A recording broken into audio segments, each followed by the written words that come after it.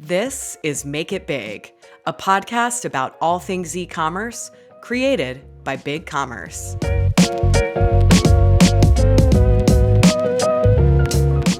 Hello, everyone, and welcome to the Make It Big podcast. My name is Liz O'Neill, and I'm on the product marketing team here at BigCommerce. I'm thrilled that you are joining us today for an episode as we dive into the Web3 space with Greg Phipps, Senior Director of Digital Growth at Gap Inc. Greg is an admirer and participant of Web3, DApp, blockchain, NFT utility, DeFi, and next-gen social. He's an experimenter of emerging technologies and wacky innovations. At Gap, he rapidly experiments using digital tools and machine learning to uncover business impact or insight. He's an advisor to blockchain gaming company GIF Games and the flagship game Tezatopia. He just got into learning banjo and loves bluegrass. Thank you so much for joining us today in the Make It Big podcast, Greg. Thank you. That intro was amazing. No problem. All right, so why are we here? Let's just start with Web3. Why does it matter? Why should brands be paying attention and getting into the space? Sure. Web3 is an interesting space because basically digital identity and digital ownership and digital funding is all owned by the consumer. And it removes sort of these centralized organizations. And why it matters is because as we think about how we transfer assets and objects and money amongst different places, we want to make sure it's secure, and we want to make sure that we're, obviously a part of a new way of thinking. So, oftentimes Web3 has been talked about as being the next sort of internet moment where people didn't really understand how to use the internet. I think very strongly, I believe that Web3 is very similar to that. I think the sooner we start learning and understanding why it's important to have, this sort of web anarchy of owning your own things, it will naturally come that consumers will gravitate towards it and want to be, the owners of their digital identities, which goes all the way into sort of, cryptocurrencies, which is monetary, right? NFTs, which is the things that you can own. And then, of course, metaverses or next-gen social, how we identify, in the universe of digital. So I think it's important that we all keep a pulse and a track on Web3. Yeah, for sure. Do you feel that we're kind of building for the next generation, like our children? Yeah, kind of. I mean, things are so rapid now, though. Like, the most fun part about following blockchain and NFTs and crypto and all that hoopla is that it changes like every day. Right. And every day there's a new headline, there's new regulatory actions coming from the government, different governments from different countries, new chains, new cryptocurrencies, new solutions. So yes, I believe this is where the next generation will start to take, ownership of themselves and digital identities. But I also think it's for us as well, because it's just moving so fast. And I think we're already beginning to experience some of the benefits that I think blockchains and Web3, decentralized apps, DWebs, all of those things, we're beginning to see some of those benefits already, particularly in the realm of, NFTs, but also trustless environments where we can, for a matter of fact, understand where something came from or how it was tracked through indexing the blockchain. Right. Speaking of blockchain, what is the blockchain and how does it tie into crypto and NFTs? Yeah, so first of all, I have to just make sure everyone's aware that I am by no means like a cryptographer, and I have been in the blockchain world for about a decade, all the way back to Bitcoin when they shut down gambling sites for the US, and as a college student I was just trying to figure out ways I could gamble some more, which is probably admitting to a crime. But I found out about Bitcoin and I read Satoshi's white paper, and Bitcoin it was my foray into understanding how blockchains work, which again, I'm sure there will be several experts who would disagree with me, but the ultimate or a simplified way that I think of the blockchain is every block that is created, you do some sort of work or you do some sort of validation, And as a reward, if you're a validator of the blockchain, you get some sort of cryptocurrency, which in Bitcoin's case was a Bitcoin, Ethereum's case was Ethereum, in Tezo's case it was a Tezo. And I think as you are validating as a validator for a blockchain, you add a block to this network that just keeps growing almost, for infinity, for as long as the blockchain's alive. And so what you're doing is you're essentially capturing and recording everything that's happening for each blockchain each block that is building and being added to the block. And so there are different types of blockchains that have different types of cryptography and consensus algorithms. For example, proof of work is something that has recently been in the news as being very bad because it's taking up a ton of energy. And you saw, obviously, Ethereum has moved on to proof of stake, which, other chains have already been on proof of stake, but is much cleaner for the environment. Other chains like Tezos and Cardano and Algo are all, already proof of stake, and Ethereum has finally sort of caught up. So proof of stake, proof of work, liquid proof of stake is another type of blockchain. And they all have their own sort of pros and cons. They all have, more capabilities. I think the most interesting part, if we think about blockchain from a decade ago, is really how far the technology has advanced. When you think of like Ethereum and Cardano and Tezos, where truly you're seeing people who are creating really rich decentralized applications that rely on big map data and smart contracts for NFTs. And so I think it's fascinating to see the evolution. Another question too is, from your perspective, do you feel like shoppers really want to pay with crypto? Do you think they're hesitant? Do you think there's more demand for brands to adopt crypto payments as an option? So I think it's really up to the consumer on how they want to pay. I think, yes, there are some consumers that are going to want to pay crypto, and it should be pretty flexible to pay with crypto. I think it's going to be quite some time before the masses adopt a different type of payment. So if you are the type of person that believes in sort of this whole web anarchy type of thing where you own your own assets, you are your own bank, you commonly hear that within blockchain, those are the people who are going to want to play with and buy things with their crypto, because they don't want a middleman to take a cut of the transaction. And if there is a network that everyone can agree is trusted or trustless, for example, then you can feel confident that you're paying for the cheapest amount of value your product without too many others getting in the way and having to pay them off when you think about fees. So I do think I think if this really takes off, which it's been here for a decade, and I've heard it always saying that it's going to crash. Like even this last, they call them crypto winters, right? When it crashes, even this most recent crypto winter, like I'm still hearing the naysayers say it's never, coming back, or it's going to be dead, or it's a gimmick, or it's a Ponzi scheme. I think there are some out there that are Ponzi schemes and gimmicks, so just be very careful. But I think crypto in general is here to stay. And I think it represents the desire to own your own things on the digital world, because it's just gotten so centralized and sharing of data. Wouldn't it be nice to finally own your own wallet, your own funds, your own data that you want to share with your companies, and the own NFTs that you want to be part of different metaverses?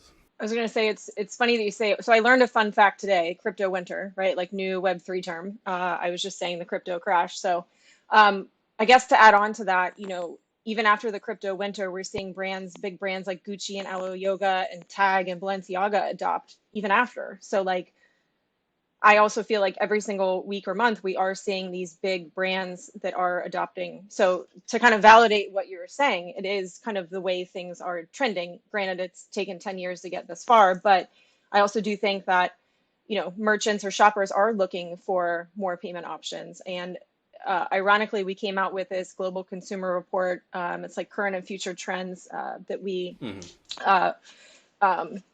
worked with Google on. And most people aren't yet using crypto, but 66% prefer it as a payment method. So it kind of validates that merchants and shoppers are wanting more payment options, right? Yeah, I'd say that's true. And I think when people decide to use crypto, I think it's sort of that independence of wanting to be your own bank. How does accepting crypto benefit retailers? Do you think that, to kind of add on to it, like, do you think this will be mainstream? And, it kind of goes back to like 10 years. We're kind of at the stage now. What do you see in the next 10 years in terms of adoption, but not only, like, what are the benefits to both the merchant and the consumer? A lot of it is the fact that you're removing middlemen, so to speak, or vendors that are taking cuts all along the way. The other one is that you should be able to feel like you can trust that the transaction is being secure through a blockchain. Yep.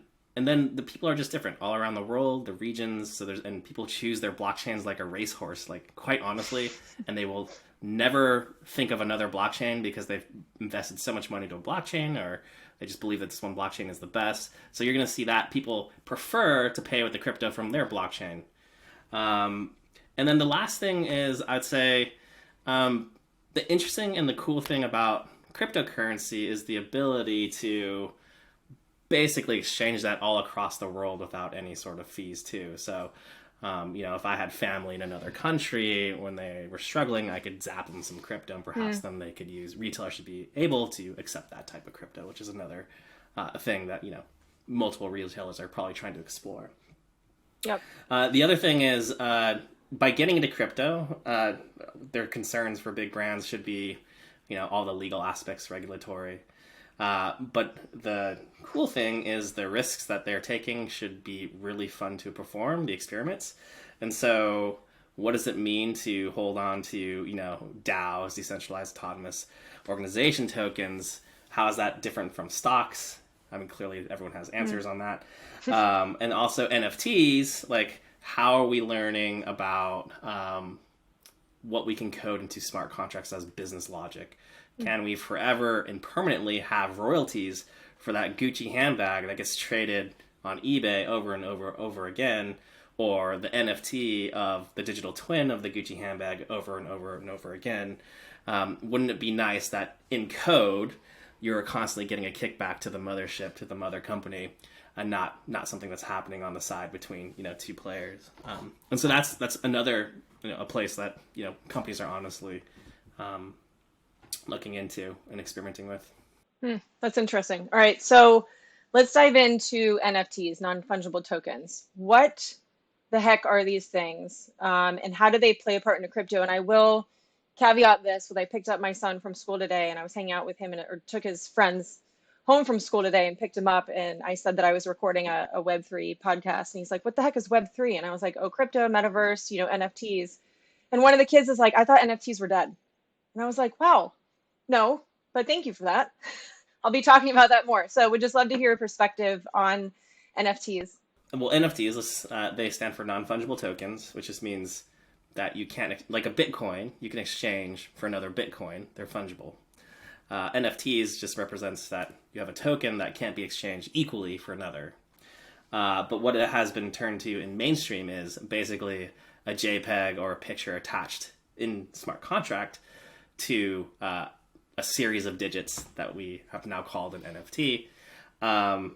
And it is interesting to see the bubble of NFTs. I had predicted that there would be a bubble, just partly because there was just so much crazy hype around, like the Bored Ape Yacht Club, all that stuff. But it was funny to me that people think that it's over, because it's not. The NFTs, I think, represent a new business capability that we should all be taking advantage of. That's purely what's in the smart contract, right? Imagine, very simply, there's an artist who wants to sell his piece of art or her piece of art, and forever onward wants to make sure that every time they exchange hands to different art collectors, this person is still getting a cut. That is something smart contracts can happen, can offer. And many companies and many artists are, in fact, exploring that. I think what we're finding, though, is that there are so many blockchains that can do this, so many smart contract languages, that it's opening up another conversation about what does standardization mean for things in the NFT world. So you have art that is stored in some area that we call interplanetary file system for most pieces of it. What does it mean to have a standard, object or file or 3D file or standard smart contract language that can be honored over time in perpetuity?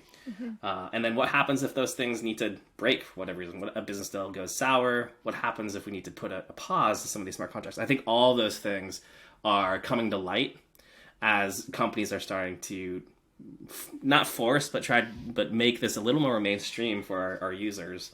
So yes, that is, I think, what NFTs are. Just a token, a serialized piece of number that represents something that can't be exchanged with another. Usually, in this case, a JPEG or a picture. Certainly, there have been very good analogies drawn to things like medical documents or deeds or exchanging of car blue papers. So that is other ways to think of sort of how NFTs could be used in the future, that they're not just representative art, they're just things that can be attached to a person. Another challenge recently too is, someone just said like, I don't understand NFTs. Like I can just copy and save the file, like save the image. Like what makes them unique and individualized, right? To that particular owner, and not be able to be, quote, copied. When you assign a JPEG or an image file to an NFT, it literally gets written into a blockchain. And that blockchain, the whole purpose of it is to be trustless, which actually, for those not familiar, usually means that you can trust it more because there's not a third party that is telling you that it's true or not. It's literally being validated by all these machines and nodes that this block indeed that has this new NFT that you've minted is now this rare and it has these attributes in it, and go look at this file because this is what it represents. So that in itself should provide the security and the rarity and the in perpetuity, the value of what an NFT should be or is. And so yes, you can always just copy an image and print it out and slap it on your desk, but you would never ever be able to validate that it's truly you bought it from the owner, from this wallet, and now you own it. So if you like art and pictures, sure, go ahead and print them out and put them on your wall. But if you like to collect and you want the value aspect of it, that's where you're seeing a lot of like coin, gold and precious metal and coins. Collectors are moving into sort of the NFT space too, especially with like the comics and baseball cards sort of analogy. Those types of people, which have existed all over time, are moving into some of the NFT communities. Yeah. Nice. Speaking of NFT and the value behind it, utility, right? Two questions here is, how are NFTs relevant to e-commerce, and have you seen any good examples of brands using NFTs? Yes, there are many brands that I've seen. I think a lot of brands are starting to just dip their feet in and probably don't 100% know. I think the clearest one I can think of is Adidas. I'm not saying they didn't know, but I'm just saying Adidas definitely rode the trend wave to sell those NFTs, which were an amazing outcome for them. So congratulations to them.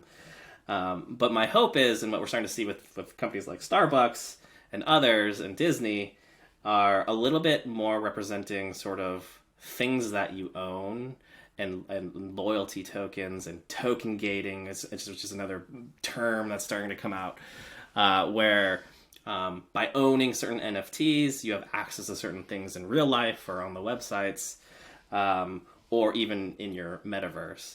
And so it's also why I think being part of a wallet or understanding how wallets work is incredibly important for anyone who's in the Web3 space.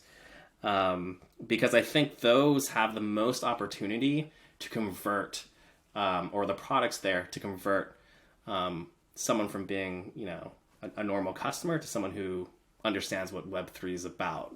So you have to put utility behind the ownership, right? So if I own X NFT, I get, unlocks physical and digital merchandise or unlocks a membership, right? Like I think it's called Links DAO. I think it's in Austin. A colleague actually bought an NFT to be able to get a membership when the golf course opens. I thought that was very interesting, right? Speaking of Disney, love what they're doing. I feel like they're super innovative. Like, how cool would that be if you and I owned an NFT and we were a super user, being able to, go to any Disney park in the entire world, right? For free for owning that for a year. Just throwing it out there. So that would be kind of cool, or Disney or Mickey coins. But there's just a lot of utility, right? It's just not about owning an NFT, it's putting in the loyalty and rewards behind it. Absolutely. And it's both the NFT and the wallet. The reason I think that's so critical, because I think for marketers, I think people haven't quite understood that wallet IDs become a new marketing channel. They become very similar to how email addresses arrived in Gmail. And so you can airdrop things, and those things are NFTs or tokens, into wallets. And so how cool would it be for marketers to start airdropping things like limited edition NFTs or even promo codes to get super annoying? They probably would actually hate that. So it is my suspicion that, there are going to be a lot of new companies that spin up that are actually focused on wallets. And there's going to be focused on filtering out the things that you don't want in your wallet, because it's just going to inundated by like junk mail, similar to your email address. And there's going to be ways that consumers can easily tackle and find new things with their wallet, like discovery tabs, so to speak. I think a really good wallet company that's kind of exploring that is both Bitski and Kukai. But it's definitely a place where I think we can make the most attempt to convert people from 2.5 to 3. Web 2.5 to 3, which I'm sure you've heard the term 2.5. I know a lot of people find that annoying as well. So yeah. Yeah, there has to be an in between, right? You can't go from like 2.0 to 3.0. Like, there has to just be baby steps. Exactly. And so, yeah, you're absolutely right. Utility is going to be here for NFTs, and it can be anything we can imagine, basically, but I mean, obviously digitally, because all of it's smart contract code, it's just business logic. I think there are companies out there who are actually building business logic drag and drop for smart contracts in the future, which I think is incredible. You start getting the builders to do that, then suddenly you can make, you and I, Liz, we can make I could lend you my NFT and you'd have to pay me money, and that'd be all baked into a smart contract. Sounds genius. Yeah. Yeah. So there's a lot of cool things happening. I think pay attention to these brands who are making bets. Yep. Because I think it behooves them and behooves us as industry experts to figure out like, if this technology is not going away, how do we turn to something that is useful? And is it really just going to be here as a trend, or is it actually here because there's something net new? And so that's what several of us are trying to do, I'm sure, in the industry. Yeah, I feel like brands and really need to invest in continuously innovating, right? Like, A/B test new things, see what works and what doesn't work for you, but don't be scared to dip into something or dip your toes into something that's new. Experiment. Brands should take a gamble, right? Like, what's the worst? It's not going to be successful, and then you can say, it's worth trying. This is a low cost gamble, yeah, I believe, in my opinion. So, yeah, and I think in like many companies' forays, I'm sure the most interesting thing about all of this too is the difference between having a centralized solution, which is like databases behind the curtains of like these many retailers, and moving towards like a blockchain that is public. You don't always have to do a public blockchain, but there's a lot of good reason to join a public blockchain, particularly the volume of transactions that happen there. But by joining a public blockchain, suddenly everything that you do can be traced back, including your development in smart contracts and what you're trying to do. So, for example, if Starbucks decided to develop on ETH, we could actually go into ETH's testnet and look at all the things that they're doing. There hasn't been that level of espionage, so to speak, for companies yet, because we're all just experimenting.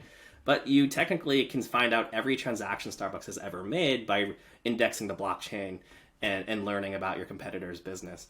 And that is also something that is super fascinating with NFTs and the blockchain technology just in general. I feel like over the past couple months too, that we've seen a lot of brands entering the metaverse, right? You had Chipotle and Wendy's, Walmart recently entered. And then I think I had seen earlier this year, Super Bowl with Decentraland, and Miller Lite was, I think they had like a Super Bowl meta bar, right? Like advertising opportunities in the metaverse. So not only like, crypto, NFTs, avatars. I'm seeing these big brands launch into, Roblox or Decentraland. Like what is this all about, and why do you think we're starting to see brands and retailers entering the metaverse? So first of all, metaverse does not mean cryptocurrency, does not mean blockchain. It just so happens that philosophies can be similar.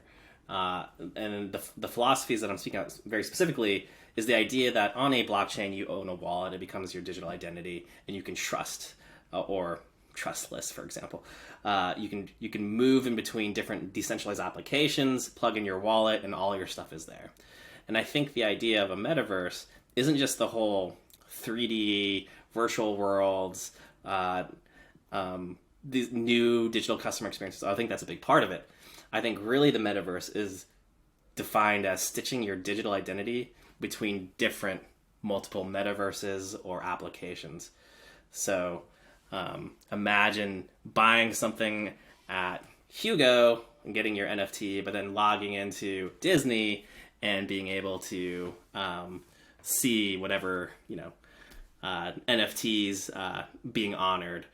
Meta and Facebook's direction, it seems pretty clear that they are trying to become sort of that stitching between all the different metaverses. They're not trying to be the metaverse. They're trying to be the identity that you stitch into. And so metaverses are interesting. The word itself, I guess I'm just sick of because I've had to talk about it for so much.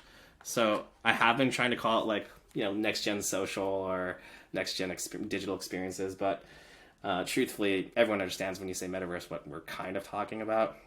And there's so many different types. So there are video games for years and years and years. If you haven't played video games, or if you have played video games, let's put it, you're probably wondering what's the big deal about metaverses, because I was playing World of Warcraft, when I was in high school. And there's not. The difference really is, can I take those items and all that time I spent in those games and be able to have it represented in another digital capacity, another DApp? And so one company that I'm helping advise called Gift.Games, which was mentioned in that very lengthy intro, thank you. They have a game called Tezatopia, and they are trying to also push the boundaries of what can be written inside of NFT smart contracts and how it works with video games, and how you can plug it in to even greater metaverses. And so just a huge shout out to Joab and Anshit and Naaman and Amanda and Doug over there, who have been really pushing the boundaries and helping me understand how metaverses can be all the way from a 2D state like Topia to a 3D state, which is a battle engine for Tezatopia, to all the way to video games. And so the whole point of it is connecting your wallet and your identity to all these different metaverses, in my opinion. Yeah, you make some really good points. I feel like there's a lot of food for thought here. I know you touched on it earlier, or mentioned it. You've been in this space for 10 years, right? You've been in the Web3, you started with crypto, Bitcoin.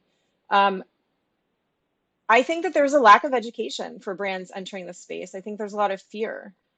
In terms of good resources or someone to follow, are there ones that you recommend? So this one's hard, and I thought about this one a lot. I have been in the space that's the places that I consume my updates have been Twitter and Reddit, and Telegram's a big one where they have lots of communities. I wouldn't say there is a place that I would often recommend to start with. However, usually what happens when you get into this space is you decide on what type of coin or blockchain you believe in, proof of work, proof of stake, the types of security that are around there, the economics of the coins, and you begin to research from there on out. And usually, once you figure out what type of chain you're interested in, there are foundations that are set up for each of these chains that usually have pretty solid information both on dev resources, how the chain works, the carbon footprint, their vision, and those can be trustworthy and get you really into the scene. As a consumer of multiple dApps, I do recommend, if you're interested, not to fully dip in, all your funds, but certainly try a small piece, just to see the experiences that people have been building, the multiple decentralized applications out there, which we've referenced multiple times, dApps, where you can plug yourself into multiple metaverses or DeFi or just NFT marketplaces and experiences. I think that is the best way to learn by doing, and I think ultimately it will come down to like your chain of choice for a little bit, until that becomes, the message will then suddenly become everything's chain agnostic, which we're already beginning to see. Yeah. I was going to say, I've asked you a ton of questions. And so, do you have any follow-up questions for me? Do you have any questions for me over here in product marketing and BigCommerce? First off, thank you for inviting me. I know you probably had many, many choices. And I know by no means I would say like my history is all over the place when it comes to cryptocurrency, different blockchains. I started with Bitcoin, was definitely into Ethereum. I definitely believe that there's something here for the likes of Algo and Tezos. I've definitely done my research.